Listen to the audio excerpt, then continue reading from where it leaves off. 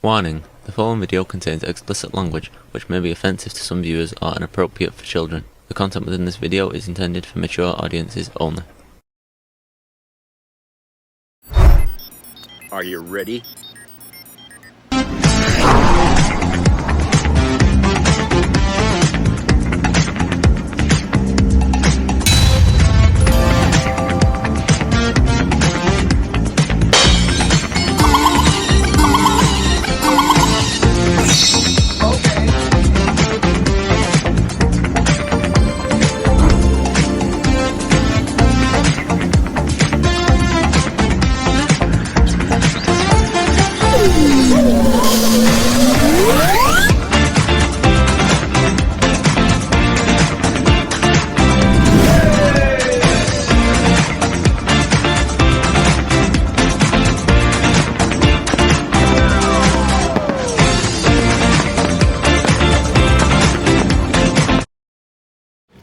Hey everybody, it's Jeff.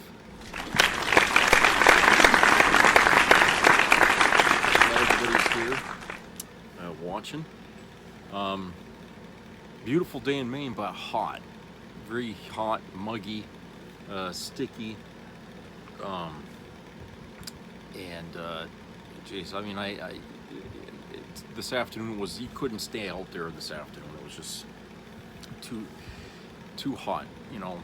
And so I stayed in most of the day just to stay the hell out of the heat. I went out a little bit a while ago.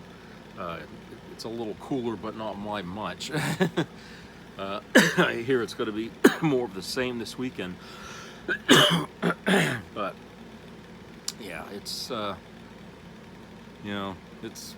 summer, and it's with the extreme heat, that's also climate change things, just like that, one of those wildfires burning up in Northern California. So heat, boy, heat. Okay, well, Trump was always talking about, wanting to fix the border and, tightening it up, or, all kinds of things that says, that Democrats haven't been doing a very good job, with the border issue, okay? That for some reason, people are coming across the border in droves, okay? They're making it sound like that, it's like an armada of people. They're just, every day getting across the border and getting into this country, and we know that that's not the truth, okay? That's really ridiculous. And he said that, we're bringing, there are people coming in from prisons and mental institutions or whatever from these other countries south of Texas, south of Mexico, working their way up into the border to cross over here. We found out that's not true, okay? And then he said that, people are coming over here bringing drugs and stuff like that across the border, okay?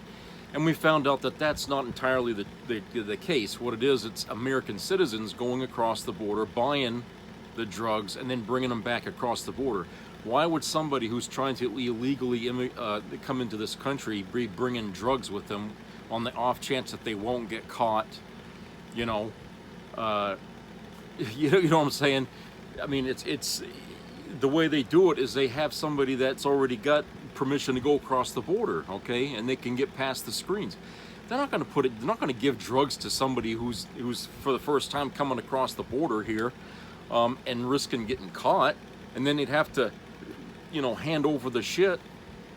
That would be a dumb idea, right? So, again, that's a pile of shit. And here's something here today that's been reported, which this happened, I guess, days and weeks ago, I guess, but it's being reported now. And this is, I'm reading this from AZ Central, and it's written by Rafael Carranza from Arizona Republic, entitled, "Record-Breaking 4 Million Fentanyl Pills Seized at Lukeville Border Crossing." Arizona customs officers seized 4 million blue fentanyl pills weighing in at more than 1,000 pounds at the Lukeville border crossing in what is the largest single fentanyl seizure in the history of the agency responsible for securing the nation's borders.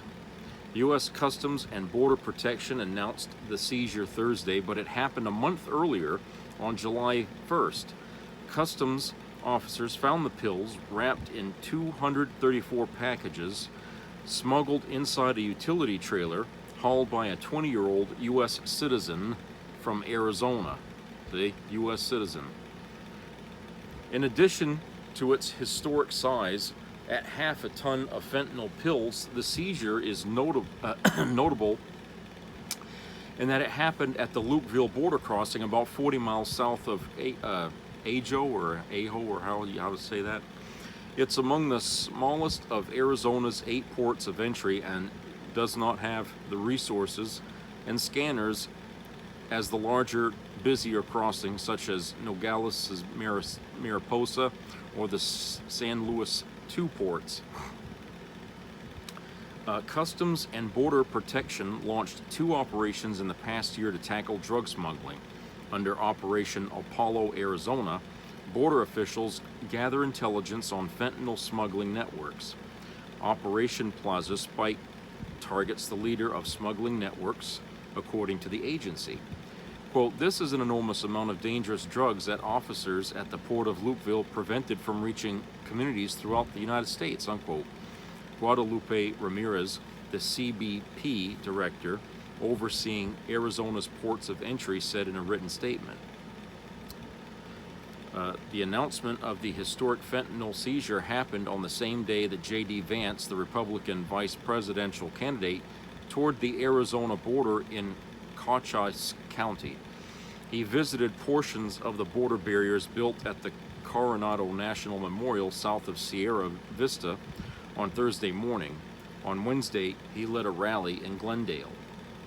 Standing next to the border fence, Vance relayed his mother's experience with drug addiction as a child to highlight the suffering of families who lost relatives to fentanyl and other drug smugglers across the U.S.-Mexico border. Quote, "I have been a little kid waiting at the bedside of his mother, angry that his mom took something that she shouldn't have taken, but praying to God, please Jesus, let her wake up," unquote, he said in remarks from the Arizona border on Thursday morning. Arizona is by far the busiest route used by traffickers to smuggle fentanyl into the United States. Since the start of the fiscal year, from October to June, the most recent data available, fentanyl seizures in Arizona accounted for nearly 60% of all fentanyl caught along the U.S.-Mexico border, according to Customs and Border Protection statistics. The 1,000 pounds of pills seized on July 1st in Lukeville is already larger than all of the fentanyl seized at the Arizona border during the entire month of June. Cartels and smuggling networks have eagerly recruited young U.S. citizens using social media to entice them with large amounts of money in exchange for smuggling drugs at border crossings, or to pick up migrants on the U.S. side and drive them to larger cities inside the country.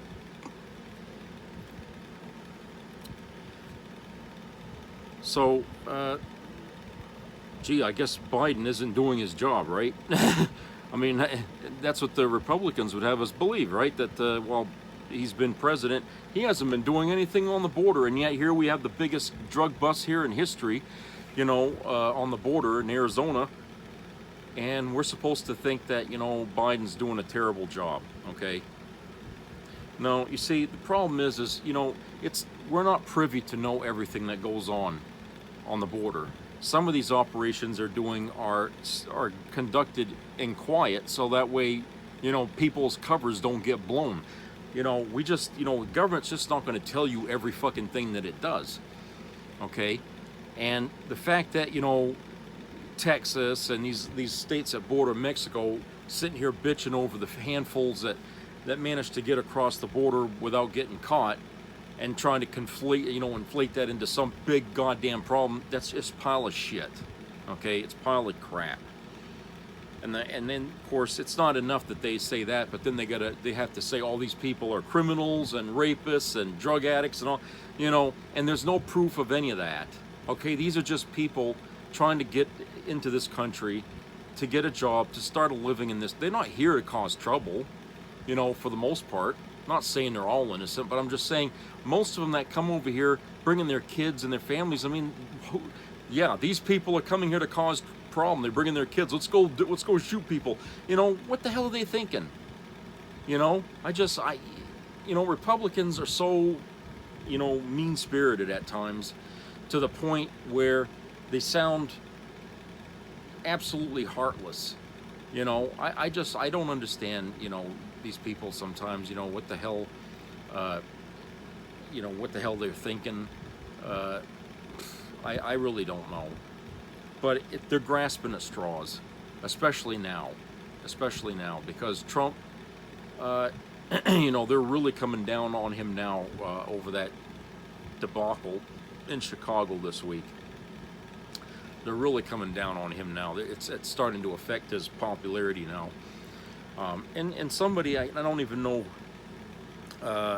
where I heard this mentioned here. I might have read it, and I don't know if I actually heard it. It might have been on YouTube or something. But, you know, somebody was saying that, you know, independence is what Trump will need in order to win the presidency, right?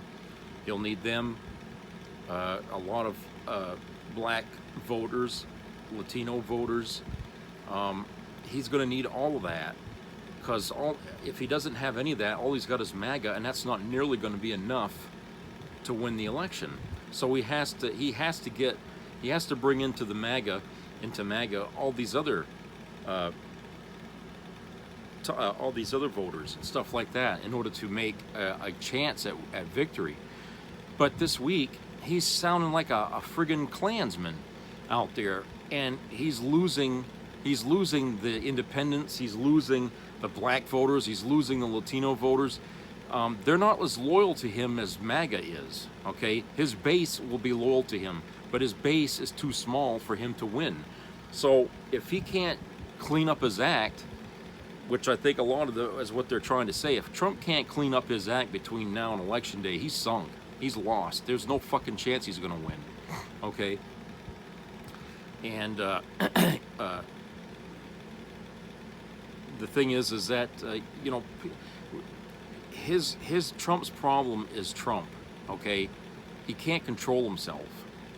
MAGA can't even control him, okay? I'm sure, you know, they've tried to, you know, remind him about how to be more diplomatic, how to tiptoe around things without being so blunt. But blunt is all he knows, okay? He doesn't know tact. He doesn't know how to be polite or diplomatic. You know what I'm saying? He can't do those things because it requires a level of awareness and intelligence to be able to do that without causing strife.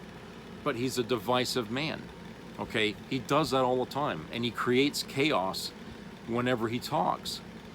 And that's about the only gift that this man has, is that he can turn the country inside out just by giving a speech. And he thinks that's a plus.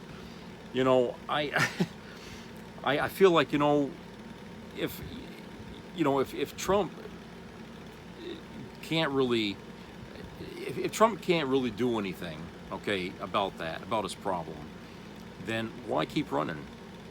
Why does MAGA say, look, you need to step out? I mean, yeah, I know it's closer to election time than it was when Biden had left, okay? But do they really think at this point that Trump's chances are still good, like they thought earlier this year? I mean, do they really think that that's possible now after what he done? You know, I mean, doesn't Trump going to have some more rallies to go to, and isn't he going to bring up the same mistakes that he made on that stage? He's already done that already, okay? He's already reiterated, you know, the thing about saying, oh, Kamala was Indian, now she's black. He did it again, okay? So if anyone's telling him to stop it, he ain't stopping it, okay? And he's torpedoing his own goddamn campaign. Now, that's not a bad thing for me. I'm glad if he's going to destroy it. But what I'm thinking is MAGA itself, if they can't see it, the wool has been completely pulled over their eyes.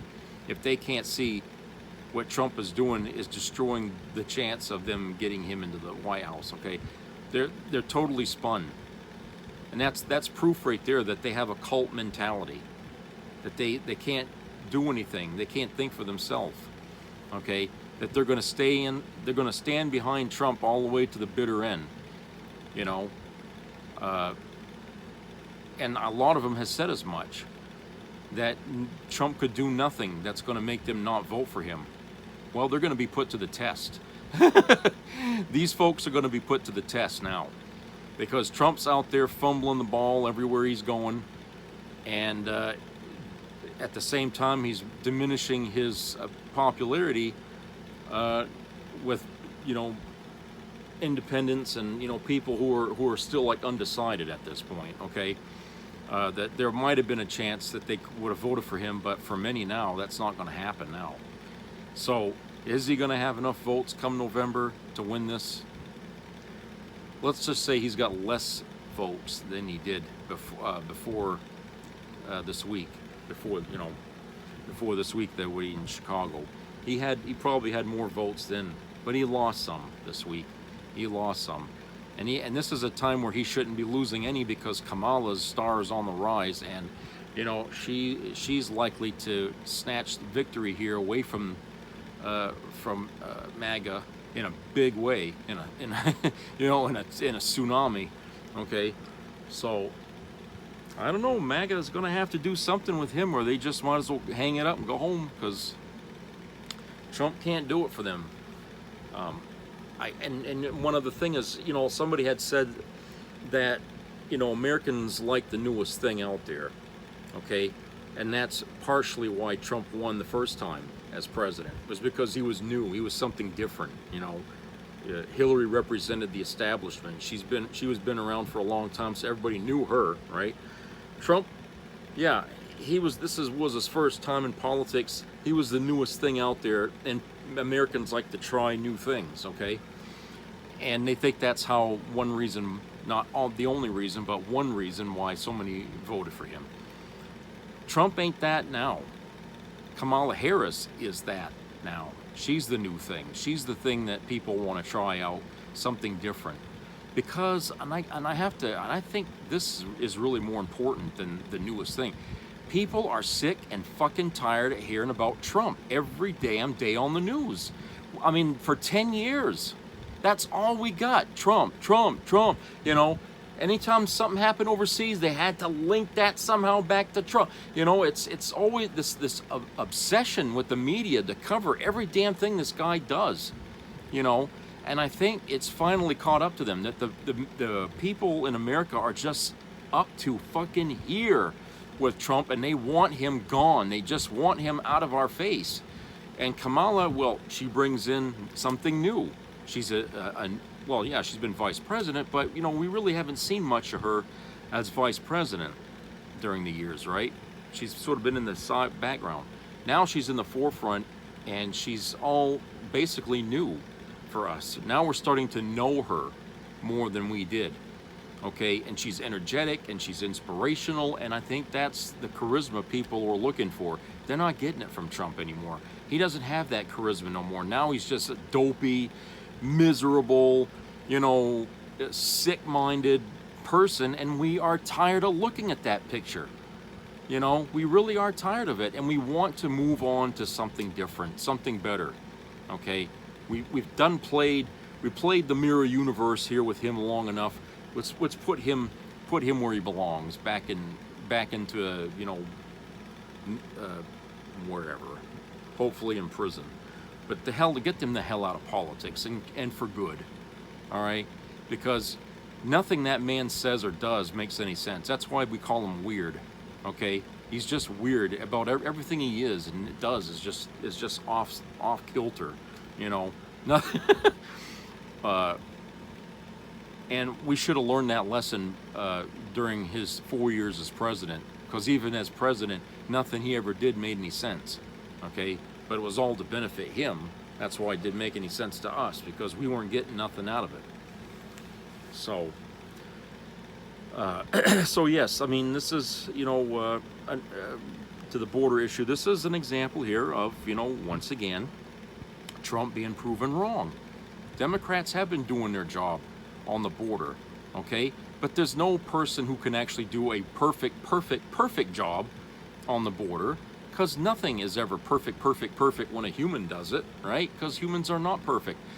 So, but Biden has done a remarkable job there, with border crossings having come down a lot while he was president, okay, along with the crime rate going down too, which they keep saying, oh, the crime rate is through the fucking roof, and there's no evidence to show that, okay? No, everything has been doing good while he's been president, okay? So Trump making promises, oh, it's going to bring the hostages home. No, failed. I'm going to do something with the border to make that stronger. No, failed. Okay, but Biden's done it. He's done those two things already, okay? Just to remind people, I think, that, hey, you know what? It wasn't so bad. It wasn't so bad as you think it was under Biden. He did some good things. There's some people out there who have jobs now that are paying good that they didn't have before Biden. Think about that. Let's go to a commercial break. I'll be right back.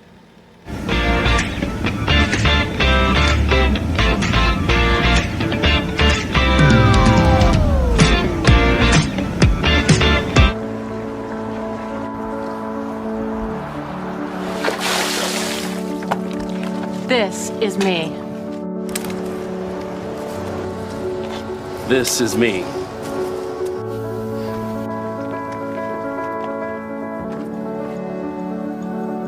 This is me!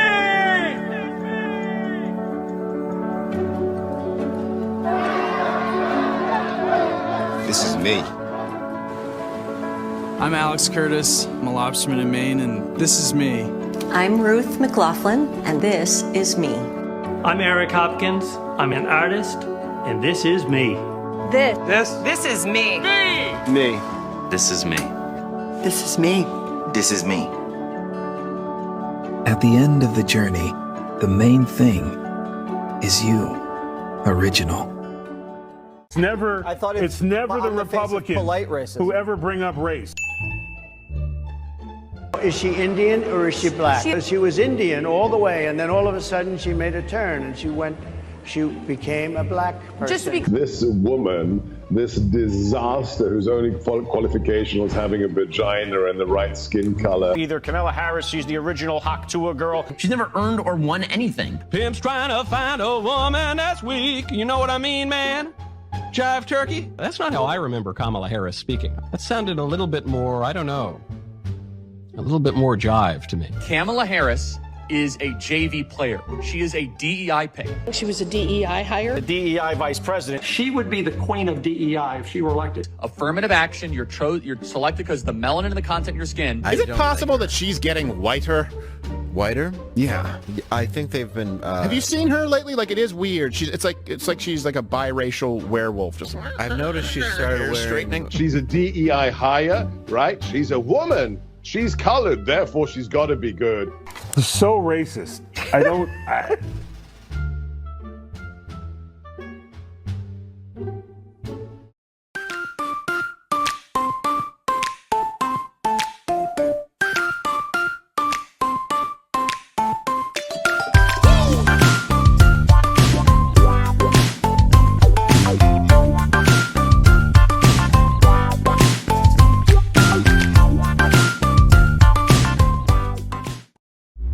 No more excuses. Joe's out, Kamala's in, Trump's the threat.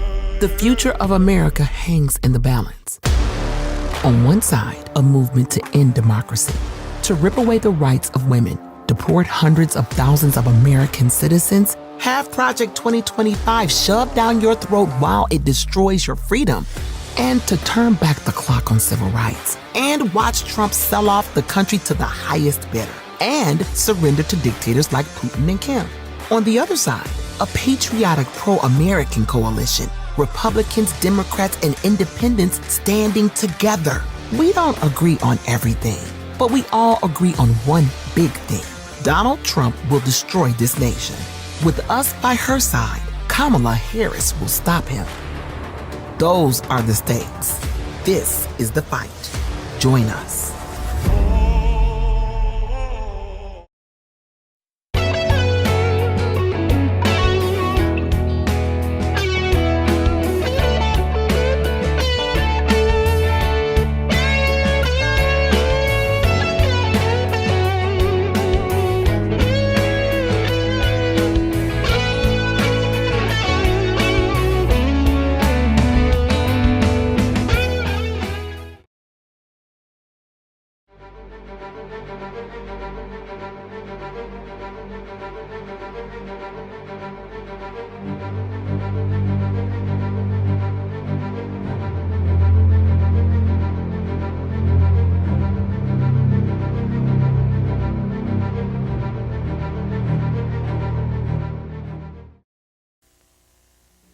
Be a part of the entertainment value of a lifetime.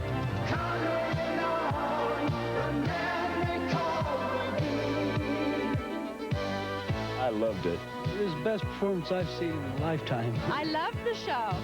I liked it very much. He's a very entertaining man. It's well worth the money. Now appearing in Charlottetown, coming to Halifax November 6th to the 18th, and St. John November 20th through the 26th.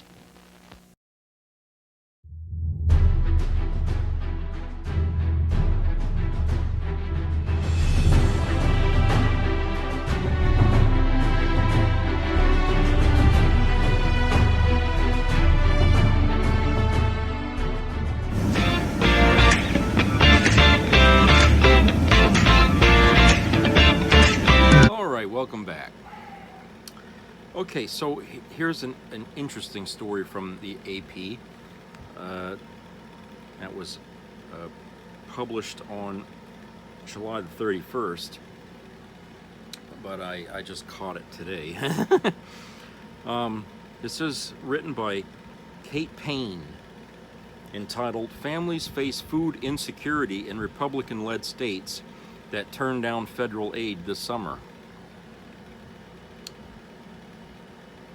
Title kind of says it all, doesn't it? Tallahassee, Florida AP Crystal Ripolio had tears in her eyes as she walked the produce line at the Good News Outreach Food Bank in Tallahassee. It was the bags of ripe peaches that did her in. Quote, "We don't have anything in our fridge," unquote, Ripolio said. Ripolio and her 8-year-old daughter Isabella walked away with paper bags filled with those peaches, other produce, bread, and canned goods, grateful for the help she said they desperately needed. Millions of American children are going without extra food this summer after 13 states declined to participate in a federal program that helps families in need buy groceries.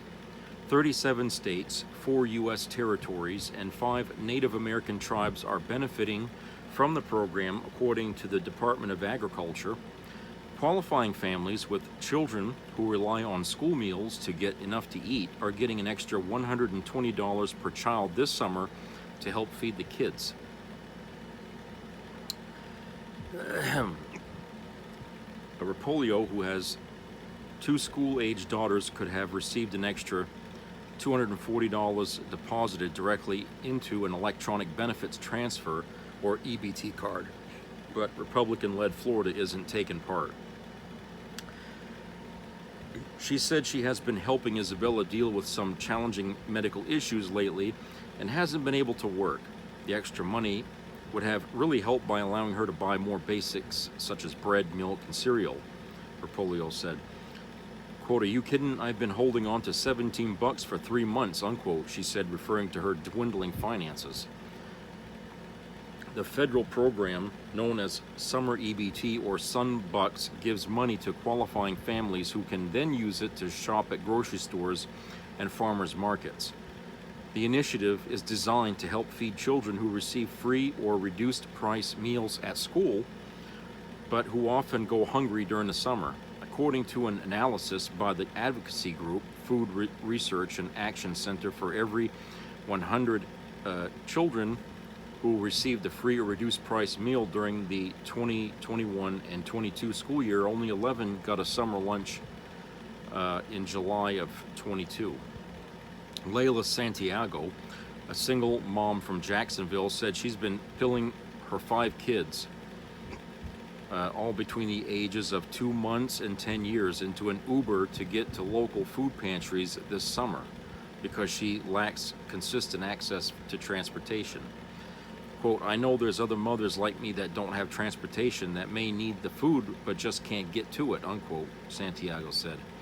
The states that declined to participate in the program cited reasons such as problems with aging state computer systems, yeah, philosophical opposition to welfare programs, and a belief that existing free meal programs are sufficient. Yeah. All 13 are led by Republican governors. Under the terms of the summer EBT program, the federal government covers the cost of the benefits for families, but states must split the administrative costs 50-50. An estimated 2 million Florida children could have benefited from more than $258 million in aid this summer if state officials hadn't turned it down. Nationwide, roughly 21 million kids are being fed by the program this year. Asked whether the state would participate next summer, a spokesperson for Governor Ron DeSantis directed inquiries to the Florida Department of Children and Families, which did not respond. A spokesperson for the DCF previously told the Orlando Sentinel that the state's current programs are sufficient. Really? Bet some people could debate that. Quote, we anticipate that our state's full approach to serving children will continue to be successful this year without any additional federal programs that inherently always come with some federal strings attached, unquote, spokesperson Mallory McManus said. Rapolio, standing outside the food bank just a short walk from the governor's mansion in Florida's capital, said she didn't understand why the state passed up federal money that could have made a difference to her family. Quote, if other states are able to do it, why can't we? She asked. Quote, that doesn't make sense, unquote. Service providers have applauded the work of a state-administered summer meal program that operates out of schools, public libraries, and community centers. But such programs only reach a fraction of the children who are eligible. Quote, there's a huge gap that we're not meeting, unquote, said Paco Velez, the president of the food bank feeding South Florida. Quote, the easiest way to meet that gap is to fill the EBT card with dollars, unquote. A recent report by the United Way found that nearly half of all Florida families are struggling to make ends meet. Food bank operators say that although demand has stabilized since the start of the COVID-19 pandemic, the need still exceeds pre-pandemic levels as families grapple with inflation. Advocates are urging state officials to apply to participate in the program next summer. States face an initial deadline of August the 15th to notify the federal government of their intent to participate, with a subsequent deadline of February the 15th. In the meantime, Santiago said she's trying to take her kids to a summer meal program at the local library when she can, and stretching what she has left in the pantry each month. Quote, I have to try to find a way with my kids, unquote, Santiago said. Quote, I'm trying my best, but it's still not enough, unquote. Okay, so another example of the Republicans loving the fetus but hating the child. Children are starving and they don't want to lift a fucking finger to do a goddamn thing. That's what you get when you vote Republican in this country, okay? You get these people with their convoluted ideas about why getting aid from the government always comes with strings attached. Like what? You know, if other states are doing it and they ain't bitching about the strings attached, what the hell are they bitching about? What strings are they really talking about? You know? These people are fucking, they're mad, they're insane, okay? Oh, our system's adequate enough. Yeah, but here's a woman who's had $17 to her name for a whole fucking month, trying to stretch that out, having to go to food pantries to get her food, okay? But, the state's resources are adequate enough, okay? Yeah, what are you doing with all that extra money that you're not using to help out people, huh? attacking Disneyland down there, and and giving money to Scientology or whatever the fuck they, what are you doing with that fucking money if you're not using it to help others? What are you supposed to do as a governor when you're a governor? You govern, right? You take care of the state. You take care of the people living in that state. What the hell else are you doing with that money that you cannot use to help these people out? That's what I'd like to know. If your job is to take whatever income, monies that you're getting, taxes and stuff like that, okay, what do you think that money's for? It ain't going to go in your pocket. You got to use that to fund things in the state. And if it's not enough, then you increase spending in those areas. Populations shift, during during the time that you're around. I mean, more people come into Florida than less people come. There's more people probably in Florida now than used. That means they got to adjust their budget. That means they, instead of ignoring the problem until it explodes in their face, they need to be on top of that and staying ahead of the ball. That's what a good governor does. But, when has Ron DeSantis ever done anything that made any fucking sense or benefited anybody but himself? Okay? He's been pretty quiet lately because, the media isn't really interested in him anymore now, okay? He's not a contender for the White House. But we all knew that, okay? But he was hoping he could be a VP running mate, but Trump doesn't really like him, okay? So the media is not really focused on him, but he's still being a miserable prick down there, okay? And this story comes out about people, struggling with their families and their kids and trying to feed them, and he's acting like it's nothing. Oh, they're just being a bunch of pigs, they eat like pigs. They shouldn't, you know what I'm saying? That's what the philosophy is. Philosophical debate about whether or not we should. No, it's just their stupid ideas and what they believe based on, generalizations about what they think. They don't like the poor. They'd rather step on the poor, They don't care about the kid if he's starving, if the only time he gets to eat anything is when he's at school. But during the summer when school's out, he ain't got nothing to eat. They don't care. In fact, he don't even care about education. I mean, he just assumes see all public schools just burnt to the ground. Okay? That's the kind of governor they got down there right now. So I guess it shouldn't be of any shock to anybody that in these Republican states, this is what you get. Okay? And with Ron DeSantis, that's almost a given that that's how it's going to be, and if they're stupid enough to vote for him for governor again, I mean, but I hope. I mean, some people saying that Florida is in play right now with their electoral votes or delegates, whatever, for this election, because people have had it with Ron DeSantis down there, and they think that they're ready to turn blue in that state. I don't know. That's also the state for Dingbat there, Trump. He comes from there, so I don't know how blue that state's going to be come this election. Okay, it might just go purple, but I don't think it's going to go blue. Not like that. I mean, yeah, there's a lot of anger down there about Ron DeSantis, but this election really isn't about him. It's more, it's about Trump. So how mad are they in Florida about Trump? I don't know. Time will tell, I guess, when we have the election, but but it's a disgrace.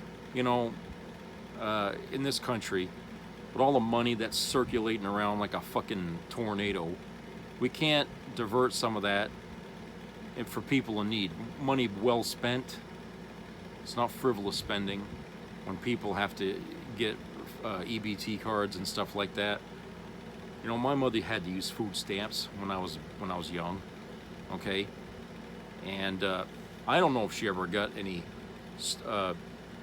disgusted looks from other people, like I see sometimes around here when I'm grocery shopping, and some lady is using an EBT card, and you could see the look of. Like they get mad. It's like, what business is it of yours to stand there and make a scene, like, oh, she's paying with my money, It ain't your fucking money. It's tax money. It's the state's money. It's what goes to the state, when you get your paycheck, and the state can do what they want with that money. And if they're doing it to help people, then who are you to say where that money should be spent? Okay, you're basically saying that you want to take money away from someone who's poor. That's what you're doing. Is when you're saying shit like that, you just assume reach into her purse and take her money, what little she has. That's what you're doing. You're advocating for theft. When you're saying, you know, I'm not going to help you. You might as well, when Christmas comes around and the person out there, the Salvation Army, going to bill, you might as well reach into the canister and pull out whatever money you think is owed you, okay? Because that's what you're doing. You're being a fucking Grinch, you know, Ebenezer Scrooge, by acting that way when people have to pay for their food with help from the state, okay? Which these days is probably an issue many are facing more than you think, okay? Because, like they said, inflation, the cost of food has gone through the fucking roof here, you know? And a lot of people, you know, they have to watch their spending. And that includes people who aren't using EBT cards, okay? I know some you people out there that are in the higher bracket of income, you're still bitching the price of food is going up, okay? Even though you have a better chance of buying more than, you know, the people making less, but you're bitching too. So if you're complaining about it, then think about those people that are earning, you know, $20,000 to $30,000 a year less than you, trying to make ends meet. If you can't think that, then you don't understand why these people need help from the state. If you can't see that, if you can't comprehend how somebody could make it with less than what you're making, then you don't understand the problem. All right? And you should realize why they have to go to the state. Because this, you know, people can't just let, you know, people starve on the fucking streets. You know, it'd be crazy. People have an apartment or a car or a house or something, but yet they can't feed themselves. You know, I just, you know, it boggles one because of the cost of living in some parts of this country is just through the roof. It really is. And when you add inflation on top of that, it's almost impossible to live in this country. And that's one of the reasons why Joe Biden had to make some new jobs, good paying jobs. We need to take advantage of that, of the times that we're living in, solar power, stuff like that. We need to start constructing things now, to reduce our carbon footprint, if you will, on this world. Okay, and that's where our industry should be moving toward. We burn the fossil fuels to the point of destroying the planet. Now we got to move away from that to clean the planet up. That's where the money is now. Okay, that's where it's going to be. Oil will die kicking and screaming, but it's going to diminish over time. I would say by the end of the century, oil is going to be a much smaller market than it is today, because most people are going to over time realize just how stupid that is. We don't need it really anymore. So it'll be alternative energies that will dominate our lives. It's happening everywhere. Little by little, you're starting to see power grids shifting over and stuff like that. It's only a matter of time before the oil industry starts to diminish too, because people's needs are going to change. When you got the price of gas going through the fucking roof, people are going to spend their money elsewhere. That's just how it goes. So, anyway, that's it for today. So I hope everybody has a great weekend. So subscribe, comment, and share, and keep your ears open for any health matters. And treat each other kindly out there this summer. Even if it's not such a good weather, whatever. Just try to enjoy things. Keep your mood up, keep your spirits up, keep hope alive.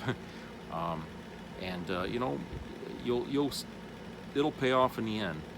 So best way to distract yourself from